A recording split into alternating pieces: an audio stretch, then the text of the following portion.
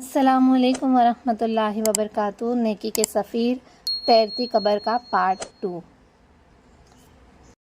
اچانک ربڑ کا وہ ٹکڑا پھٹ گیا جو غوطہ خور کے منہ پر اس لیے لگایا جاتا ہے کہ پانی منہ میں داخل نہ ہو اور نالیوں کے ذریعے سے آکسیجن حاصل کرنے میں مدد ملتی رہے۔ جوں ہی وہ ٹکڑا پھٹا، سمندر کا نمکین پانی میرے پھیپھڑوں میں داخل ہو گیا۔ میرا نظام تنفس بند ہونے لگا، موت کے لمحات قریب تر آنے لگے، میرے پھیپھڑے لرزنے لگے، انہیں ہوا کی سخت ضرورت تھی۔ میں تڑپ اٹھا، سمندر کی تاریکی میں مجھے بے چین کر رہی تھی۔ میرے دوست مجھ سے دور تھے۔ میں صورتحال کی نزاکت محسوس کرنے لگا اور پے در پے غوطے کھانے لگا۔ مجھے یقین ہو گیا کہ اب میں بچ نہیں سکتا۔ میں چلانے اور فریاد کرنے لگا۔ زندگی کی فلم میری آنکھوں کے سامنے گھومنے لگی۔ پہلا غوطہ کھاتے ہی مجھے اندازہ ہو گیا کہ میں کس قدر کمزور اور بے بس ہوں۔ اللہ تعالیٰ نے مجھ پر نمکین پانی کے چند چھینٹے ڈال کر مجھے صاف دکھائی دیا کہ پوری قوت و قدرت کا مالک صرف وہی اللہ ہے۔ مجھے یقین ہو گیا کہ اللہ کے علاوہ اور کوئی جائے پناہ نہیں۔ میں بڑی تیزی سے پانی سے باہر نکلنے کی کوشش کر رہا تھا مگر بہت دور جا چکا تھا اور موت میرے قریب سرکتی چلی آ رہی تھی۔ مجھے موت کا ڈر نہیں تھا لیکن یہ احساس مجھے رہ رہ کر تڑپانے لگا کہ میں اپنے عظمت مآب خالق و مالک سے کس منہ سے ملوں گا۔ میں نے اللہ سے ملاقات کے لیے کوئی تیاری نہیں کی۔ اگر اس نے پوچھ لیا کہ تجھے زندگی دی تھی، اب تو کیسے کرتوت لے کر آیا ہے؟ تجھے مال و دولت سے نوازا تھا، اسے کہاں خرچ کیا؟ میں نماز سے ہمیشہ غافل رہا۔ میرا رب سب سے پہلے نماز ہی کے بارے میں جواب طلبی فرمائے گا تو میں کیا جواب دوں گا؟ اچانک مجھے کلمہ شہادت یاد آنے لگا۔ میں چاہتا تھا کہ میرا خاتمہ کلمہ پڑھتے ہوئے ہو۔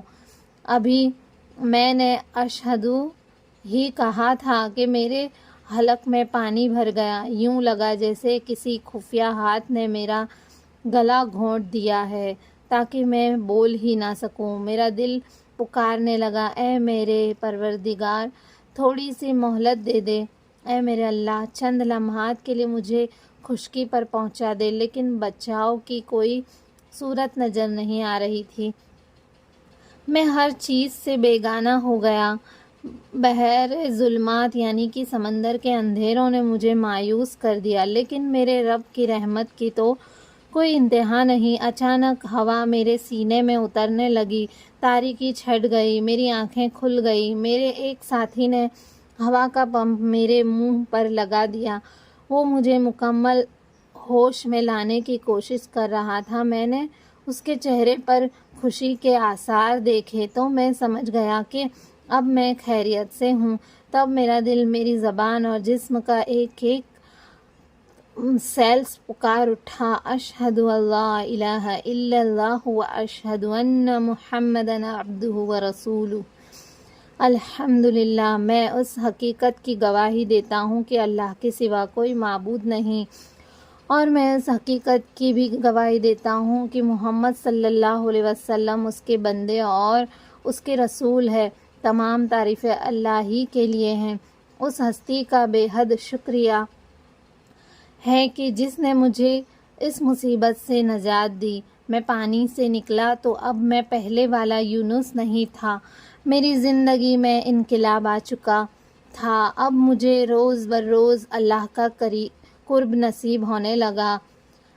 میں نے اپنی زندگی کا مقصد پا لیا۔ اللہ تعالیٰ کا یہ فرمان میرے حافظے میں جگمگانے لگا، وَمَا خَلَقْتُ الْجِنَّ وَالْإِنسَ إِلَّا لِيَعْبُدُونِ، اور میں نے جنوں اور انسانوں کو پیدا ہی اس لیے کیا ہے کہ وہ میری عبادت کرے۔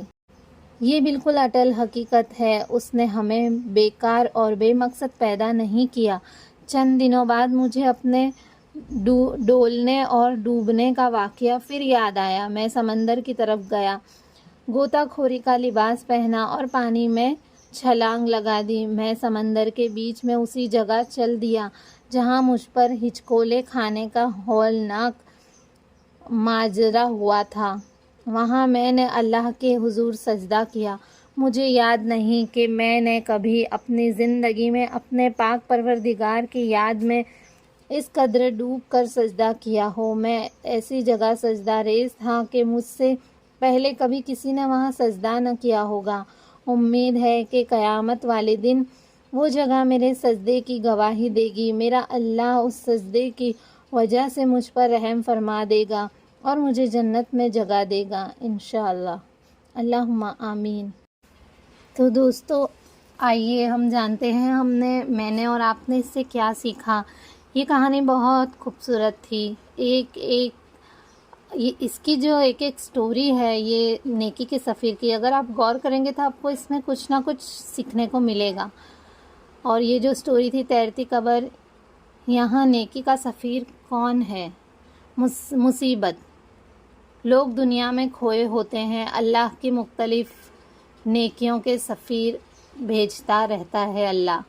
کسی کے پاس نعمت آتی ہے اس لیے کہ اور زیادہ شکر ادا کرنا چاہیے اور نیکیاں کرے۔ کچھ لوگ نعمت کو پا کر اللہ کی طرف آ جاتے ہیں، یہ بڑے ہی خوش نصیب لوگ ہوتے ہیں۔